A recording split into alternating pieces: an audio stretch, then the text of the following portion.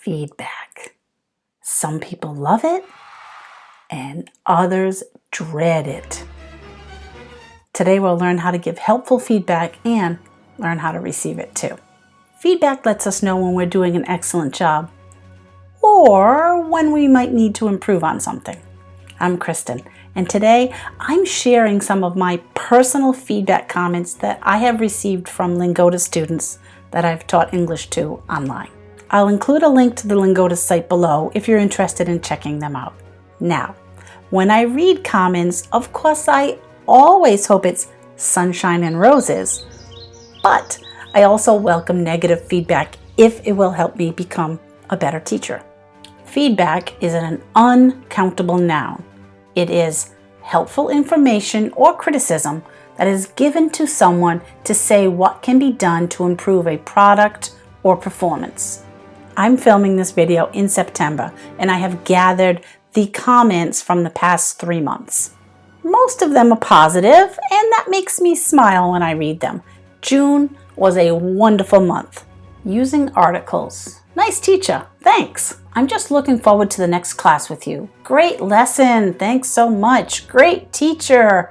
She's so motivated and I really enjoyed being at the class. We'll work on those. July is also an excellent month with great feedback, but take a look at the very first comment. Preparing for oral exams, dated June 4th. This is the actual July feedback. So this person put it in a month late. That's difficult to remember what happened. It's still great. I appreciate their comment. They say, I'm a great teacher. They love the lesson. I loved having you too. Thank you. I want to give you 10 stars. Very appreciate. I love that comment. It's great. Fun class with Kristin. Nice class. Good grammar topic. And thanks for teaching. Super nice class. Great teacher. And I guess I was making the class quite interesting and giving helpful advice on the 26th of July.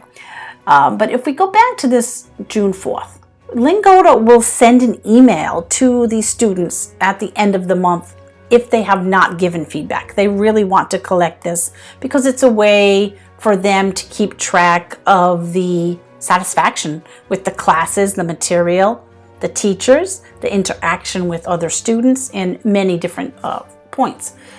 If they wait, then they may not remember what happened. So my recommendation is to give your feedback when it's fresh in your mind so that you can still remember the experience and the emotions and feelings you had. Please stay with me to the end because I'll be sharing some helpful ways to give feedback, reviews, comments, or constructive criticism when it's used with the intention of helping you improve and become better in whatever they're speaking about.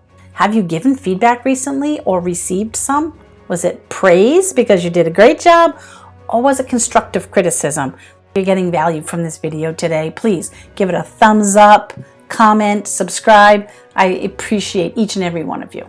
Now, let's go on to August's email. If you look at the comment on August 3rd, it says, it would help to have the access link 10 minutes before the class because it may take some time for the computer to connect. Now, another thing to remember when you're giving feedback is to comment only on something that is connected to what that person has done for their job. So, for example, all of these comments that I'm sharing with you are ones that people have specifically about my teaching skills. It's really not anything to do with the system, the rules and regulations that Lingoda has. So this comment I can't help the student with, but I think the student's intention was that they wanted Lingoda to know about this. To be honest, I usually do not get into the classroom earlier than the minute before class starts. First of all, I'm due to start on the hour and I'm paid for 1 hour of work. I do prepare the class beforehand, but I don't get into the Zoom system before the class is due to start. Now for the one that makes me the saddest. This last comment is written in Spanish. I do not read or speak Spanish, so I use Google Translate. And the student wrote in the comment, "No entiende nada." This student didn't understand anything. I keep a notebook with the names of all the students, the classes, and the class ID. So I went back and I actually remembered this class. It was a student by the name of Jose, and this was an A1.1 level class, which is a beginner class. He just didn't have the confidence and the language ability to participate in the class. The other students were very helpful, and they tried describing and translating what I had said. And I also let them know that please let Jose know if he does not want to speak because he's not comfortable or doesn't feel that he has the vocabulary yet, tell him he's welcome to stay in the class, look at the vocabulary, and listen, work on his listening skills. But he didn't feel comfortable enough doing that, and he left the class before we were at the 10-minute mark. But Jose, if you're out there, please try again. I'd be glad to work with you. Now, the purpose of these ratings, these teacher feedback, is that Lingoda wants to make sure that they have happy customers. The students are customers. They are students to us, and we love teaching, but they are still customers to Lingoda. This is a business.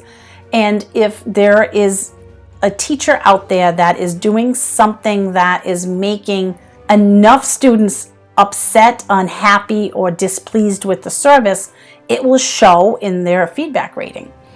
One bad student is not going to ruin your career as a teacher. It won't. But if it happens repeatedly, then Lingoda will start to look at what's happening here. Why are these numbers so low? And they will then look to talk to the teacher, perhaps give them some constructive criticism based upon the feedback. Or if your rating does get below 4.5 and doesn't improve within a month or so, they can terminate you. Now, I'd like to share some ways for you to give feedback, okay? Especially of the more critical kind. Giving praise and telling somebody they've done a fantastic job, that's the easy part.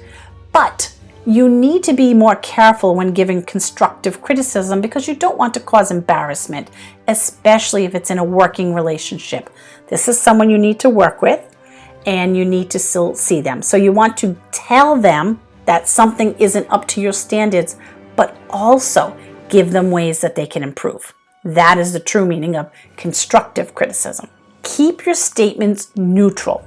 State your opinion and give your reasons, and avoid blame.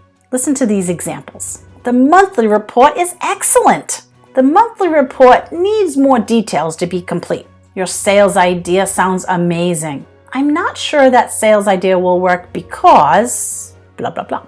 This project was a huge success. What do you think is the reason we had issues with the project? You can be more direct with praise, but constructive criticism can sound extremely rude if too direct. There is a huge difference between the monthly report needs more details and you forgot too many details. So avoid that, the blaming, avoid that direct, almost attack. Say the report needs more details, not you made a mistake. It will make the person feel so much better and willing to learn how to get better.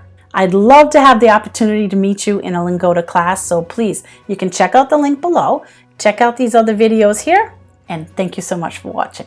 Never stop learning.